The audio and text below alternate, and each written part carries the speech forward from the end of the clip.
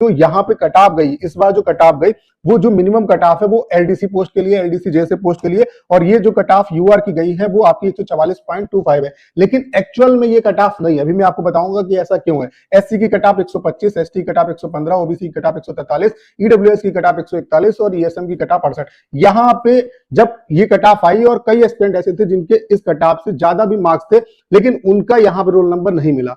अब उसके पीछे की वजह क्या, और अब जब मार्क्स आउट हुए तब पता चला कि एसएससी ने एक बड़े लेवल पे यहाँ पे खेल कर दिया। यहाँ पे आप देख सकते हैं कई बच्चे जो हैं जिनका कमेंट में आपको दिखा रहा हूं, 30 नवंबर सेकंड शिफ्ट में 115 राय स्कोर था और 89 हो गया। 26 नंबर यहाँ पे बच्चे के जो है वो डिक्रीज हो गया। ऐसे ही 30 नवंबर शिफ्ट 2 था बच्चे का एग्जाम, 30 नवंबर की शिफ्ट 2 में एग्जाम था, 134 राह बनना था, 118 हो गया, 16 नंबर यहाँ पे डिक्रीज हो गए। और ऐसे ढेर सारे एग्जाम्पल है, मैं कुछ ही आपको दिखा रहा हूँ। 22 नवंबर की सेकंड शिफ्ट 114 थे और नॉर्मलाइजेशन के बाद जो है वो 94 रह गए, यानी कि 20 नंबर डिक्रीज हो गए। ऐसे यहाँ पे देख रहे हैं कि रा मार्क्स जो है वो 134.5 है, जो नॉर्मलाइज्ड स्कोर है वो 102.78 रह गए, यानी कि 31 से ज्यादा नंबर जो है वो यहाँ पे डिक्रीज हुए। तो आप देख रहे हैं कि 20 से ज्यादा जो नंबर है वो यहाँ पे डिक्रीज हुए। तो इस तरीके से बच्चों के जो मार्क्स है 30-30 नंबर अगर बच्चों के डिक्रीज हो रहे हैं तो भाई ये बच्चों का कसूर नहीं है। अगर 30 नंबर मान ले रहे हैं कि डिक्रीज हो रहे हैं और आप कट ऑफ यहाँ पे दिखा रहे हो कि 100 यूआर की जो कट ऑफ है वो 144 है, इसका मतलब है कि जिस बच्चे का इजी शिफ्ट में 174 स्कोर आएगा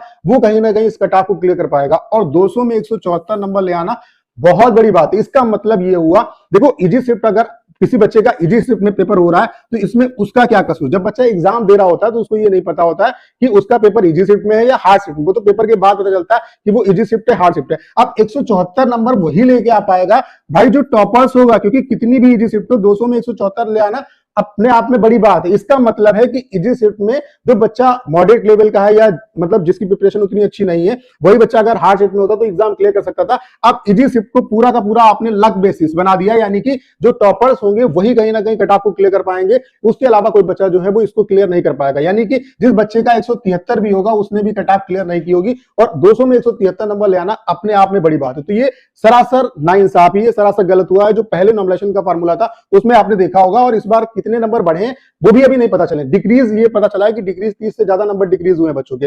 अब पहले जो नॉमिनेशन का फार्मूला था उसमें क्या था कि मैक्सिमम 20 से 25 नंबर आपके बढ़ते थे और डिक्रीज बहुत कम होते थे। अगर कोई बच्चा कट ऑफ से ऊपर मार्क्स लेके आ रहा है तो कहीं ना कहीं जो भी आपकी कट ऑफ जा रही है उससे ऊपर मार्क्स लेके आ रहा है, चाहे वो इजी शिफ्ट में या हार्ड शिफ्ट में, कहीं ना कहीं उसकी कट ऑफ क्लियर होनी चाहिए। लेकिन यहाँ पे आप देख रहे हैं कि एक अलग ही गेम चल रहा है।